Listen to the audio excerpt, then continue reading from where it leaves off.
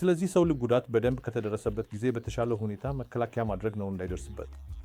ግን ከዚህ በፊት ከተደረሰበው ከሆነ እባክዎ በቅርቡ ወደ ቆሻሻ ሆስፒታል ይሄዱና ኢሲጂ እና ኢኮ ያድርጉ እና እንደ ሕክምናው በመጀመሪያው 1 ሰዓት ውስጥ ከተደረገ ልብ ጉዳቱ በፍጹም ሊከለከል ይችላል።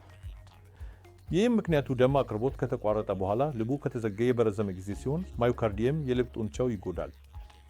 በመጀመሪያው 1 ሰዓት ውስጥ ወደ ቅርብ ዶክተር ወይም ሆስፒታል ብትሄዱና የደም ማሰሪያውን በማንኛውም መንገድ በመድኃኒት ወይም በመጀመሪያ ፒሲአይ ብትከፍቱ የልብ ጡንቻዎችን ማዳን ይቻላል።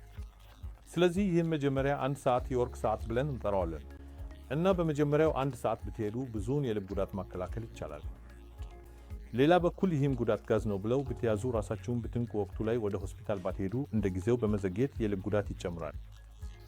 ከ6 እስከ 12 ሰዓት በኋላ ብትሄዱ ምን ያደርጉም የልብ ማዮካርዲየም ይጎዳል እና ወደ ቀድሞ ሁኔታ አይመለስም።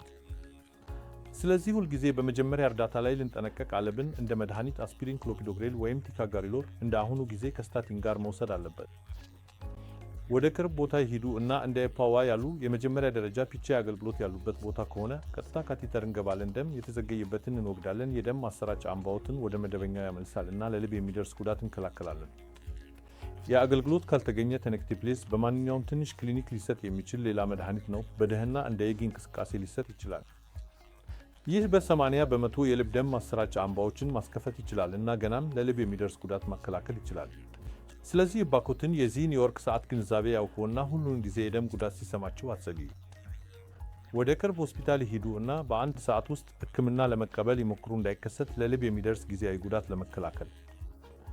ይህን ከተከተሉ ከልብ ጉዳት በኋላ ልብዎ ካልተጎዳ የተለመደ ሕይወት ማኖር ይችላሉ። ስለዚህ የወርቅ ሰዓት እውቀት በጣም አስፈላጊ ነው።